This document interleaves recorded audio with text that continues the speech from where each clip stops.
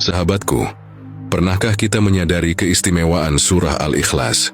4 ayat singkat ini tidak hanya mengikrarkan tauhid, tapi juga memuat dimensi rahasia makrifat ruhani, peta batin menuju kedekatan dengan Allah. Menurut Imam Al-Ghazali, 4 ayat dalam surah ini bukan hanya sekedar bacaan, tetapi pancaran energi yang selaras dengan keberadaan 4 malaikat dalam dimensi rohani manusia. Keempat malaikat tersebut adalah Jibril, Mikail, Israfil, dan Israel. Masing-masing malaikat memiliki peran dan letak tersendiri di dalam tubuh kita. Dan dalam video ini kita akan menelusuri setiap ayat, menghubungkannya dengan laku zikir, energi keempat malaikat, serta menelusuri rujukan dari para sufi dan ulama klasik.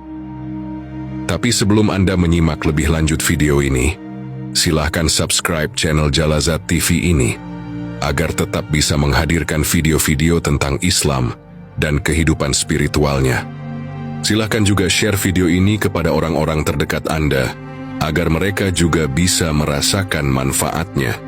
Semoga apa yang kita lakukan menjadi sebuah kebaikan yang tercatat abadi dalam catatan amal kita. Amin. Ya Rabbal Alamin.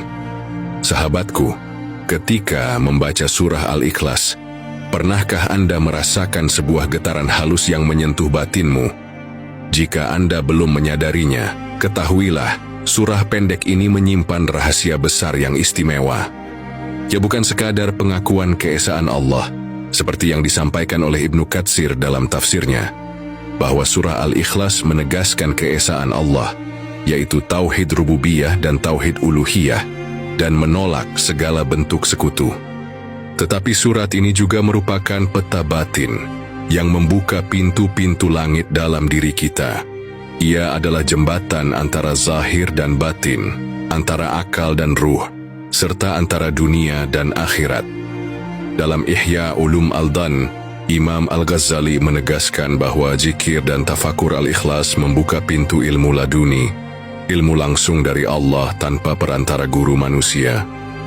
Energi batin yang terpancar dalam 4 ayat surat Al-Ikhlas ini terhubung secara gaib dengan energi 4 malaikat utama yang berperan penting dalam ruhani manusia. Ayat pertama terhubung dengan Jibril, ayat kedua dengan Mikail, ayat ketiga dengan Israfil, dan ayat keempat dengan Israel. Ayat pertama, Qul huwallahu ahad, Allah sebagai satu-satunya zat yang esa tiada dua. Menurut Ibnu Athaillah As-Sakandari, kata ahad menunjukkan keunikan substansi ilahi yang tak terbandingkan. Ayat pertama ini adalah pintu bagi malaikat Jibril sebagai malaikat pemancar cahaya ilmu. Letaknya di tengkuk, pertemuan kepala dan tubuh. Saat Anda berada dalam kondisi duduk tenang membaca ayat ini, kedua tangan di atas kepala lalu turun sambil mengusap tengkuk, inilah yang akan Anda rasakan. Hati menjadi peka, pikiran jernih, dan intuisi sejati muncul. Dengan membaca ayat ini, akan tumbuh kesadaran tauhid dan terbukanya pintu-pintu ilmu laduni. Ayat kedua, Allahus Samad, Allah sebagai tempat bergantung semua makhluk. Menurut Al-Qurtubi, Samad bermakna zat yang menjadi tempat bergantung segala makhluk. Bagi Ibnu Arabi, Allahus Samad adalah pintu sufistik yang menyadarkan kita bahwa segala kebutuhan hanyalah kepadanya, menghapus ilusi kemandirian ego. Ayat kedua ini adalah jalur energi malaikat Mikail, sebagai malaikat pengatur rezeki dan unsur air dalam tubuh. Letaknya di antara pusar dan kelamin. Saat Anda membacanya dengan duduk bersila, kedua tangan di pusar, lalu berserah diri kepada Yang Maha Kuasa, inilah yang akan terjadi pada dirimu. Getaran frekuensi batin yang selaras dengan aliran kehidupan. Rezeki batin Anda akan terbuka dan dipenuhi limpahan ketenangan, kesehatan, dan keberlimpahan batin. Ayat ketiga, Lam yalid walam yulad, Allah itu tidak beranak dan tidak pula diperanakan. Ibnu Katsir menegaskan bahwa Allah tidak memiliki sebab keturunan, sebuah makna metaforis bahwa tidak ada proses biologis dalam hakikat ilahi. Jalaluddin Rumi dalam Masnawi membandingkan lafaz lam yalid walam yulad dengan cermin tak terpecah. Pancaran cinta ilahi tidak terputus, tak terulang, dan tak terwariskan. Ayat ketiga ini adalah kunci malaikat Israfil sebagai penghubung kehidupan dan kesadaran. Letaknya di paru-paru kanan. Bacalah sambil menarik napas dalam-dalam. Tarik napas panjang sambil membaca lam yalid. Hembus perlahan sambil membaca walam yulad. Biarkan napas menjadi zikir hidup. Inilah yang akan Anda rasakan, menenangkan rongga dada, mengharmoniskan jiwa, menyadarkan hakikat keabadian. Hati akan merasakan kelapangan menerima semua takdir yang telah ditetapkan olehnya. Ayat keempat, walam yakun lahu kufuwan ahad. Tiada suatu pun yang setara dengannya. Al-Qushairi menyoroti bahwa kata kufuan berarti setara dalam zat dan sifat, sedangkan Allah tidak dapat disetarakan. Ayat penutup surat Al-Ikhlas ini adalah milik malaikat Israel, sebagai malaikat penyeimbang unsur api atau amarah. Letaknya di depan otak kita, tepat di balik kening.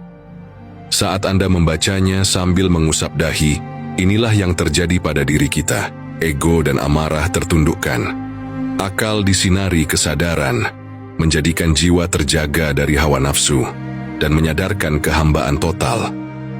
Sahabatku yang dirahmati Allah, bayangkan jika setiap pagi atau malam kita menghidupkan keempat pintu ini dengan adab dan kesadaran.